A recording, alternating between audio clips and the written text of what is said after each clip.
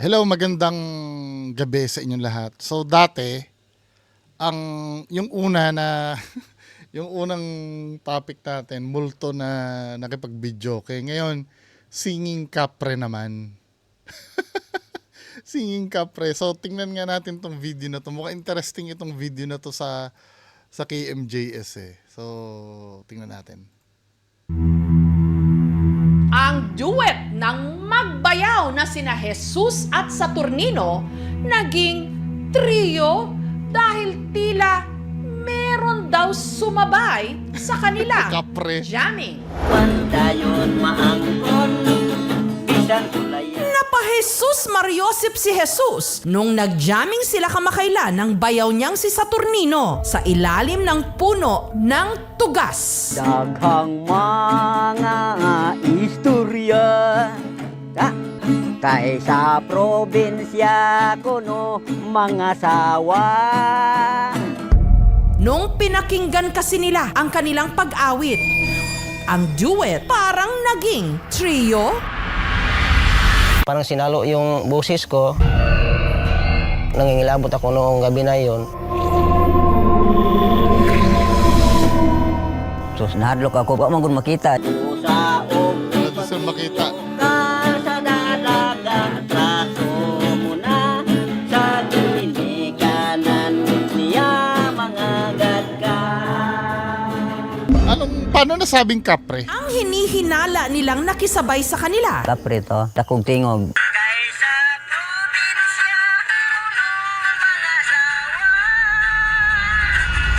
Singing kapre. Asan doon? Sa halos 100 taong punong ito ng tugas o Molave tree, Ito no, halimbawa may na-capture na boses na ganon, tapos dudugsungan na nila ng istorya, pero hindi ko na, saan banda yung kapre doon?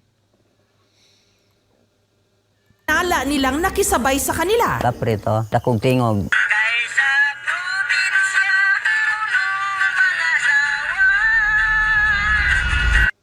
Singing May narinig ba kayo? Parang wala naman narinig. kapre. Sa halos 100 taong punong ito ng tugas o Molave tree dito sa Pasil sa Santander, Cebu. May narinig ba kayo? Tingnan nga natin, i-maximize ko nga yung volume. Gagawin kong 200%. Parang wala naman ako naririnig. Gawin natin 200% yung volume. Yan, 200% ha.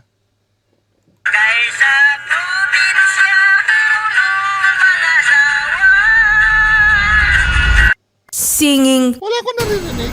May naririnig kayo? Mamaya nga, baka mamaya i-explain nila kung saan banda doon.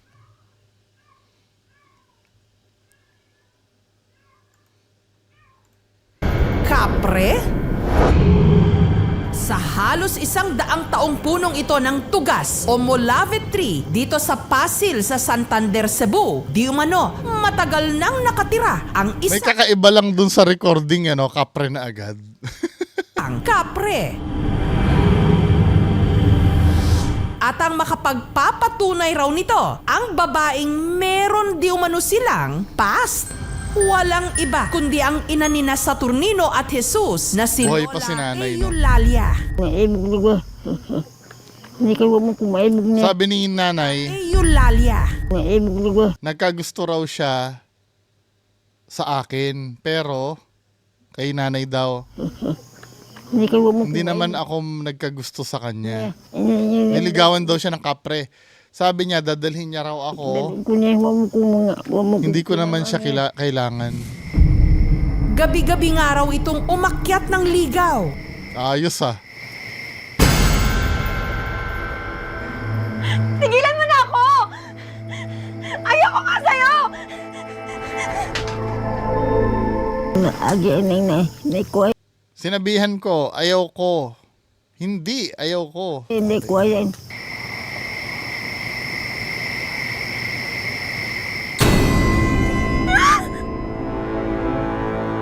Ipasakay auto, dili man siya mauban, balibad man jud siya. Pero ang kapre, busted kay Lola Eulalia. Nililigawan ng kapre.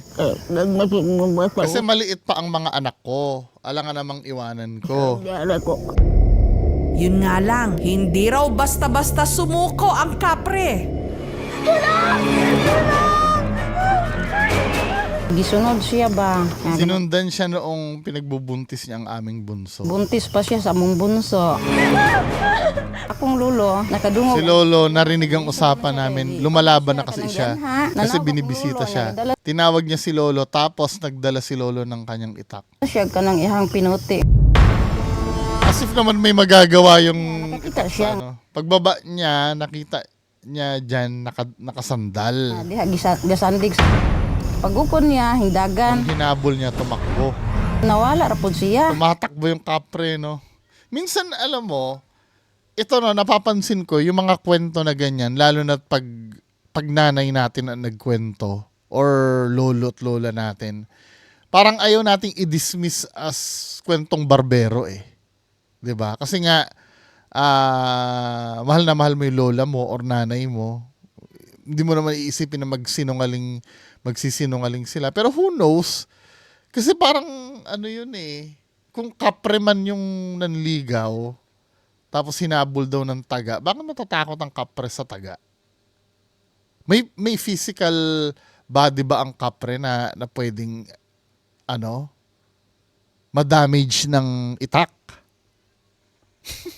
Hindi, tinatanong ko lang ha, baka talagang takot naman talaga ang kapre sa itak? Tama ba? Kasi yung story minsan,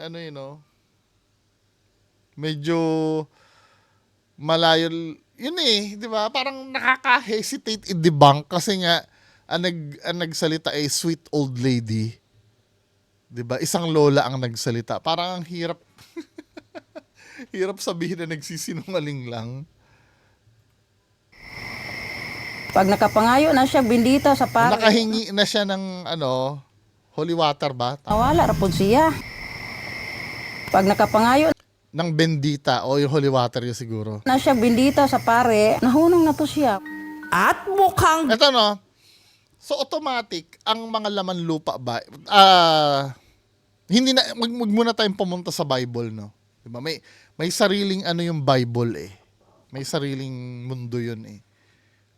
Doon lang tayo sa basics, 'di ba? Ang mga galing sa simbahan ay mga banal, 'di ba? Yung katulad ng holy water, good yan eh, no? Parang nasa part ng good yan. Ang tanong ko, kung gagamitin mong pang taboy ang holy water, does it mean ba na yung mga kapre na yan ay mga evil yan? Demonyo? Automatic? Ganun ba yon? Hindi, pero biblically speaking, lahat naman daw ng mga yan devil. Kahit nga multo eh. 'Di ba? Mga devil yan biblically speaking. Pero yung sinasabi bang kapre na yan, alisin natin yung elemento ng Biblia. So kung tinatalaban sila ng holy water ayon dito, meaning demonyo yung kapre. Kasi 'di ba may sinasabi na may mga laman lupa na good, no? May laman lupa na evil. Parang tao din naman yun eh. May good na tao, may evil na tao. Pero tatalaban sila ng holy water. Kung tatalaban sila ng holy water, meaning, sila? Demon. gusto raw talaga nito O Diablo. magka-love life. Niligawan pati na ang kapitbahay nila na si Marisa. Ayos Gusto gyud niya, yung tuyo nga, gusto gyud siya. Di kaya bunga lang ito ng nung araw walang Facebook. Walang TV, walang Facebook, tapos naka-Indian seat lang kayo sa harap ng kubo maghapon, ngumunguya nanganga. Kaya tuloy nakakaisip ng mga istoryang ganyan. Amigo kay kana lamang gud nga kuhaan ko niya. Pero for the second time around, si Kapre busted at mukha raw bitter. Gibundak yun, sir. Di, Diyos ako. Binasag talaga dyan sa Ako, sir. Iya paa. namang jug kong Kapag hulugon, sir. humihiga ako, Tinatawanan Siya niya na ako. sir, ako, kaayo siyang, taas kaayo siyang tao. Nahunong Grabe pala kapre na yan, no? Busted lagi. siya sir, pag anak na ko sir. Lumang tugtugin ng araw ang kwento rito sa kanilang barangay na merong kapre. Hanggang kamakailan lang, bandang alas 6 ng gabi. Ang kawawang kapre, lahat ng niligawan ay busted. Pagka na-busted kaya, mga nagiinuman din kaya sila sa mundo nila, sa mga kapwa nila kapre. Daghan sa Nai-record nga raw ng magbayaw na Jesus at Saturnino ang tinig nito. Dalaga imong higugmaon, dili man dayon maangkon. Ang kinanta nilang kundiman, inaawit daw talaga ng mga kalalakihan sa kanilang bayan sa kanilang mga iniirog. Ang istorya kasi nito, kung manliligaw sa isang babaeng probinsyana, dadaan siya sa maraming Yung pagsubok may harana na sinasabi. bago niya mapaibig yung babae. At sina Saturnino at Jesus, may suspetsa raw kung bakit biglang nakalapit muli ang kapre. Gayong nagkaroon na nga ng pangontra noon ang ina ni na Saturnino at Jesus. Nawala na yung pangontra niya ngayon, sir. Pero teka, ano ba muna ang tunog ng tinutukoy nilang tinig ng kapre? Sa punong ito ng tugas sa Pasil sa Santander, Cebu, ang nag-inuman noong magbayaw na sina Saturnino at Jesus. May excuse me, may nagko-comment minsan dyan na bakit daw paulit-ulit yung sinasabi ng KMJS. Hindi nila nare-realize itong video kasi ng KMJS na to, naka-design ito para panoorin sa TV. Kaya pansin nyo umuulit-ulit, yan yung mga time na galing sa break time. Kailangan i-review nila yung sinabi nila sa previous commercial break. 'Di ba? Kaya akala nyo paulit-ulit. May nai-record daw na kakaibang audio sa kanilang jamming. Daghang mga istorya kay sa probinsya kuno mga sawa. Parang sinalo yung boses ko. Wa man gud makita. Kapre to. Ang di manoy nakisabay sa kanilang kanta, isang kapre, Dalaga imong higugmaon, dili man dayon maangkon. pakinggang mabuti ang nakakakilabot nilang nai-record at ang hinihinala nilang boses ng Tingnan natin, kapre. tingnan natin.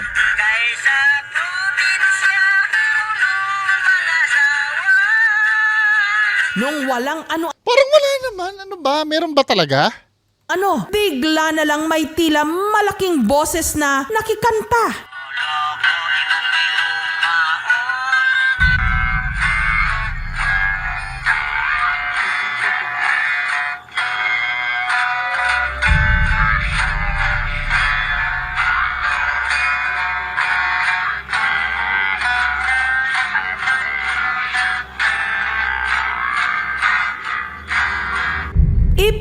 Feeling ko ano yan In slow motion ba nila yung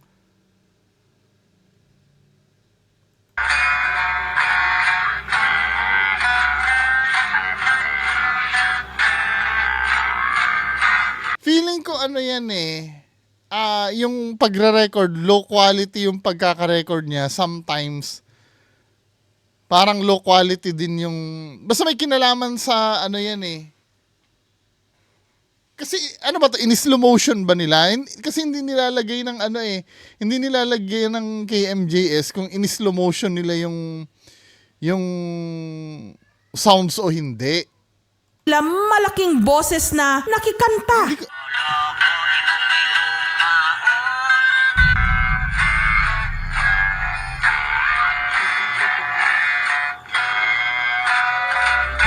Bumagal umano yung pitch yung ba yun? Yung gumaganon ba?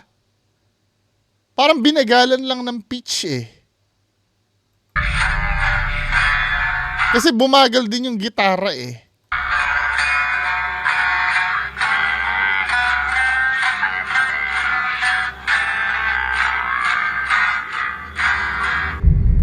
Ipinarinig kina Marisa at Lola Eulalia na parehong niligawan di manuno ng kapre ang recording. Balot akong balibon wala tinuod dito maog itong sa una sa Binabaan lang yung pitch eh. Ako, gagawin ko din yan, ano. Kasi parang, binagalan ba yun? Pinrank lang ba tayo na itong KMJS? Kasi kahit ako, let's say ako, magre-record ako ha, papakita ko sa inyo. Record tayo mga kababayan ko. So, ito yung record. Ano bang magandang kantahin? La la la la la la la la la la la la la. So ito yung ni-record ko na kanta. La la la la la la la la la la la la la. So ito yun yung ni-record kong kanta, ano. Ang gagawin ko dito, babaguhin ko lang yung pitch. Asan yung pitch dito? Alam ko sa pitch yun eh. Change pitch. Gagawin natin negative, no? 49.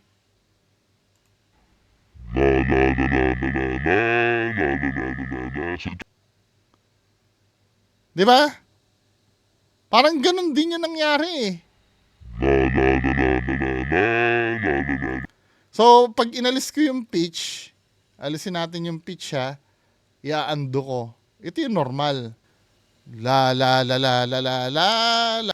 Tapos pagka ito yung nilagyan ng pitch.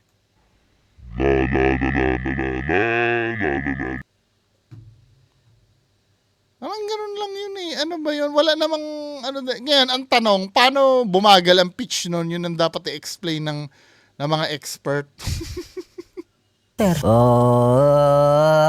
Di ko maklaro ang iyahang kuan, pronouns.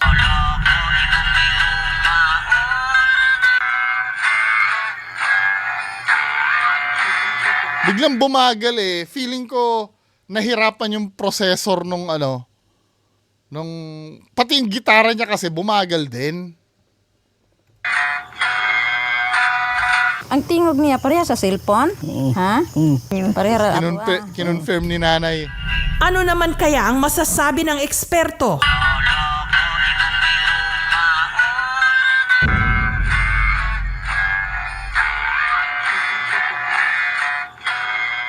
Sa napakinggan nating audio clip, hindi siya edited.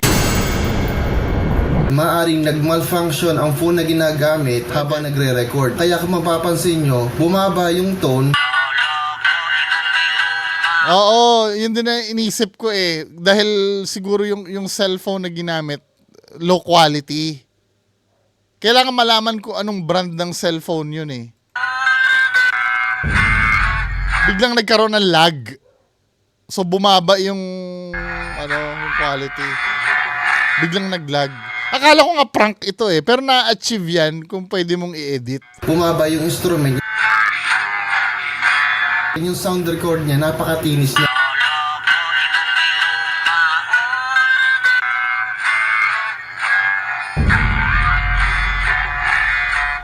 Let's say Capre yun, bakit yung boses nila nawala na? 'Di ba? Bakit nawala na yung boses nila kung nakisingit yung Capre na yun? Tsaka yung gitara nila bakit bumagal? Ang na-record na boses na habang sila'y kumakanta ay boses pa rin nila. Nagkaroon lang na malfunction ng kanilang phone dahil sa kalumaan, kaya nagkaroon ng ganong record na malalim na parang kakaibang tunog at kakaibang boses. Once tinaas niyo yung pitch sa part na yon at binilisan niyo ng konti ulit, yung part na bumaba na yon, pumapantay pa rin po sa boses nila. Sila pa rin po kumakanta.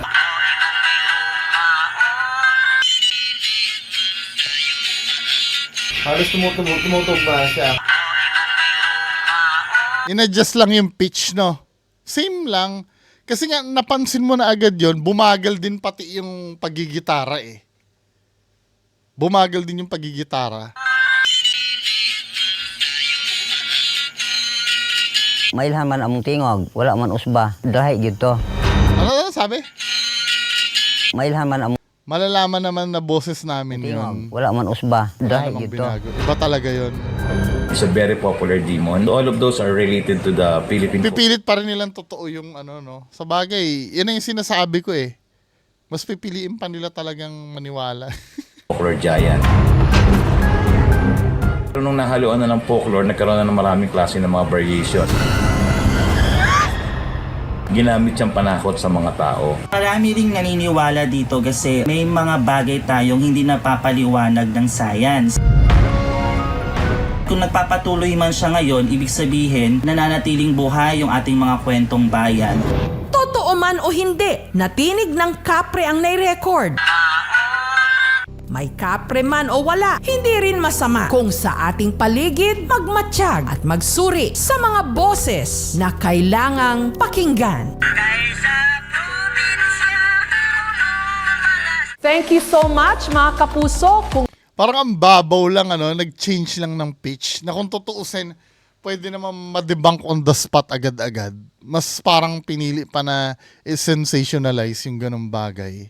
Unang-unang clue na nga doon, akala ko nga nung una prank o akala ko nag-edit nun yung mismong KMJS Mabilis yung gitara nung una, biglang bumagal. Ibig sabihin, buong video, kung hindi niya boses yon katulad ng tinatanggi ni tatay, kung hindi niya boses yon sana nandun pa rin yung boses niya at the same time, yung kapre nandun sa background.